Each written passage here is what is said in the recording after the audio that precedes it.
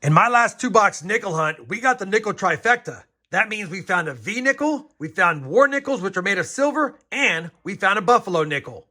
I've got another two-box nickel hunt in our quest to find something for the books, or at least find some more goodies for the collection.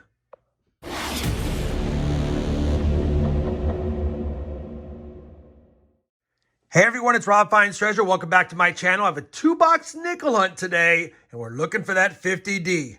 Now, obviously, it's been a while since we slotted any nickels in either of these books, but we only have 39 boxes left before this hunt to find that 50D. That way we can best our overall time it took to find the 50D for the Series 1 book. Now, you'll recall, we found that in the 167th box. So, this is going to be episode number 133 of the entire playlist, and it's boxes 129 and 130 for the Series 2 book. Now, obviously, like I said in the intro, we had a pretty good two-box nickel hunt last time getting the nickel trifecta, so I'll be keeping my eyes out for any buffalo nickels, Liberty Head V nickels, any silver nickels for the jar, but more importantly than anything, we need to find the 50D or some nickels for the Side Finds book.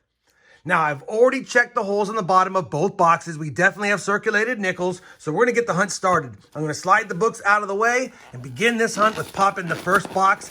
These are two different banks from the same week, but they have different stamps on top, so they're not brother and sister box.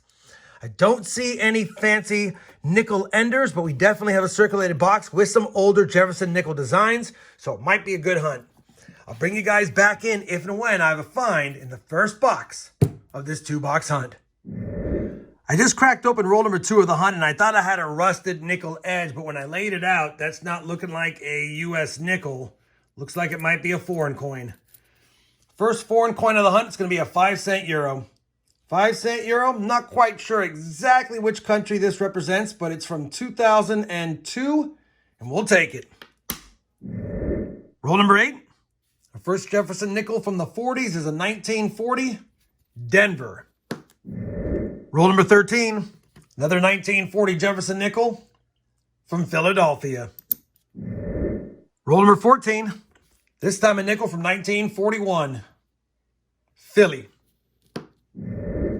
Roll number 18, we've got another 1941 Jefferson nickel, and that one's a San Francisco. And since I have you here, last roll we pulled out a much better date, lower mintage, pretty decent shape too, a little bit of gunk on it, a 1952 San Francisco. So that's a good sign. Not a semi-key, but definitely a better date early on in the box. Roll number 19, got a tougher year nickel, 1942. It's a transition year. Philadelphia is common. Denver is a much better date, and of course anything silver, but that doesn't have the silver look. Let's see what it is. 1942. Philadelphia, the most common of all the 42s. We'll take it, though. I don't see a lot of 42s in my hunts, and now we have one. Well, we're on roll number 24 of this first box, and I'm going to find a nickel that I don't think I've ever found in my life. Maybe one other time, but definitely a rare find for me. Hunting down the roll, and look what I see back here. That's a 1936, and it looks like it has the Canadian maple leafs on it, so it should be a Canadian nickel. It is. Canada, 5 cents, 1936. And we've got King George V on it. It does have a scratch in the obverse, but you know what? Holy cow. We don't find these old of Canadian nickels in my hunts ever, and that is an oldie. I think I have this for my collection. I'm almost 99% sure I do, and because of the scratch, it probably won't upgrade. But definitely a good find. Definitely a good find. We'll go ahead and add that to the foreign section and get back to the hunt. Just took a quick peek. I do have a 1936 Canadian nickel in here. I'm only missing the 26 far 6 and of course the tough 1951 high relief, although I do have the low relief. All right, just thought I'd show that, and now I'm going to get back to the hunt. Roll number 28. Our first Jefferson nickel from 1946. 1946, Philadelphia. I'll check that for the Henning nickel. And then I also, in the same roll, but I already put it up there, found a nice 52D. Of course, that's not a better date, but it is a slightly lower mintage. Roll number 29, another first find, a 1947 Philadelphia nickel. Roll number 30, another early Jefferson from 1940 from Philly. Roll number 37 is going to give us our third foreign of the hunt, and it's a third different country. It's going to be a Mexican peso from 2021. We'll take that one. 3 different foreigns. 13 rolls left of box 1. Roll number 39, another Mexican peso. This time, 1992. 4 foreigns on the board now. Roll number 40, and we're filling up all the years on the board. This is going to be a 1948 Denver. Roll number 41, we might have broken our record on foreign coins and on Mexican pesos. We've got another one, and this one is from 2016. Same roll, and we definitely are filling up the years now. A 1949 Philadelphia. Roll number 44, another 1946 Jefferson nickel. From Denver this time.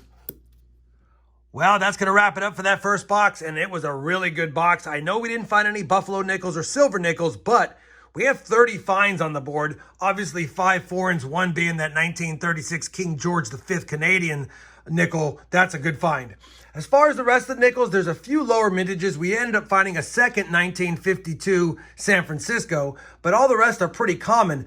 But we didn't find a 1950 or a 51 or 57. Only 3 years not covered besides the silver years from 1940 to 1959. So definitely a good variety, and there's a few different mints in all of these years as well. Box 1 is done. Put it to the side and slide over the second box of this 2-box hunt and see if we can stay hot. And like I said, they're not brother and sister box, but they're from 2 different banks not far from each other in the same week. All right, let's take a quick peek here. Again, a nice circulated nickel box. Don't see any fancy enders, but definitely see some older Jefferson nickel designs, and that always makes me happy. Let's start cracking rolls, see if we can add more finds to the board. Maybe some silver, maybe a buffalo, maybe a 50D. Roll number 5 of box 2 is going to give us our oldest Jefferson nickel so far of the hunt, a 1939. Will it have a mint mark? And it doesn't. Just going to be a common 1939 Philly, but we'll quickly check it to see if it has that DDR, which I don't see. Definitely a Philadelphia, and I'll weigh it up, but definitely doesn't have the Henning notch either. I'll still take a 1939 nickel, especially when it's the first one we found so far through 55 rolls. Roll number 8 of box 2 is going to give us another 1939 Jefferson nickel. Decent detail, but also just a Philadelphia. Quickly checking for the DDR, which it is not. Definitely a Philadelphia, and no Henning notch. 2 1939s in the second box in the first 8 rolls. Not much else yet, though. Roll 61 of the 100 roll hunt. Another 1948 nickel from Philadelphia. Roll number 62, Jefferson nickel from 1941 and from Philadelphia. Roll number 64, another 1946 nickel from Philly. Roll number 67 had a green edge. I just flattened it out, and I believe we're going to have a silver war nickel right there, and I can already see another 1957 as well. We do have a war nickel. This is 35% silver. It's got the big Denver mint mark above the Monticello building. The 43D is a better day. It'd be nice to have that one. What year is it? And it is the 43D. You know what? I will take that. That is a low minted war nickel, and I know we need it for the Series 3 Side Finds book, but it might upgrade the Series 2 book. Holy cow, 43D. I've only found maybe 2 or 3 of these ever in circulation. They're tough to find, but I will definitely take that, and more importantly, we have silver on the board, and we know we have something for one of the books. Since I have you here, we'll go ahead and grab the 57 out as well. 1957, Denver. Hey, we didn't have a 57. My bad. Now we have all of the 50s except for 51 and, of course, 1950. Back to the hunt. Roll number 72. Another nickel from 1940. And that's a 40 San Francisco. Roll number 83 of the hunt, I believe, is going to give us another silver nickel. I saw it, and when I flattened out the roll, It still looks kind of green.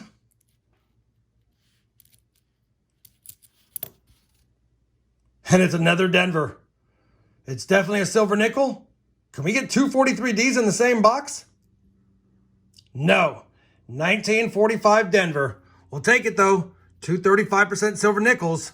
We still have 17 rolls left of this box. Roll number 85. Another Jefferson from 1941. Philadelphia.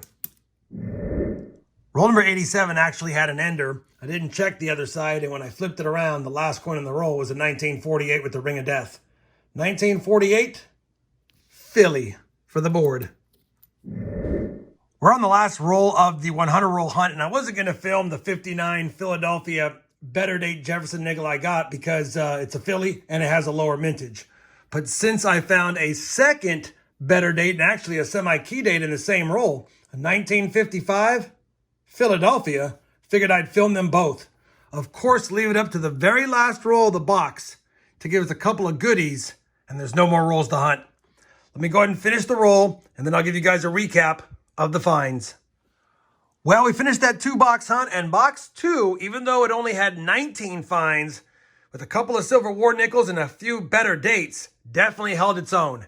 The 2-box hunt, a total of 49 finds on the board, a whole bunch of Jefferson nickels. Matter of fact, we only didn't get a 38, a 44, and a 50 and a 51. We have all the other years covered and a lot of the different mints covered as well. As far as foreigns, we got that 5-cent euro from 2002. We got 3 Mexican pesos. And of course, the best foreign find was the 1936 King George V nickel, which I will always take. We got two 39Ps, not necessarily a better date, but always fun to find them. A 52D with a lower mintage, two 1952 S's with lower mintages, and then of course a semi-key date 1955P and a better date 1959P. The finds of the hunt overall, just because they're silver, we got that 1945 Denver, nothing special about it, but we did get a very low minted 1943D in decent shape. And I'm pretty sure that will upgrade the Series 2 book, and then we'll be able to take the Series 2 one and probably put it in the Series 3. A lot of coins on the board. Definitely at least have an upgrade / addition. Let me go ahead and double check all of these against the books and then bring you guys back in with a final look at the books and some final thoughts on today's 2-box hunt. We have compared today's finds to the albums, and as expected, we were able to upgrade that 1943 Denver in the Series 2 book. I took that one out and plugged it in the Series 3 book. Obviously not as nice, but it filled a spot. So we had one upgrade for Series 2, one addition for Series 3. None of the other coins I was able to upgrade anything in either of the books this time around. So after 130 boxes searched for the Series 2 album, we still are missing that 1950D, of course, but it's nice to see an upgrade. For the Series 3 Side Finds book, we now have slotted 61 out of 65 since we got one of the tough dates out of the way. That's through 65 boxes searched, and for those keeping track at home, we're down to 37 boxes left to find that 1950D. On top of that, we got a cool foreign Canadian coin and a couple of silvers for the silver jar. One's a stand-in because we had to use one for the books. Hopefully you guys enjoyed this 2-box hunt. I know I did. Anytime you can get upgrades and additions, plus some goodies for the jar, you can't get mad at that. If you did, I'd appreciate that thumbs up. And as always, everyone, happy hunting, and thanks for watching.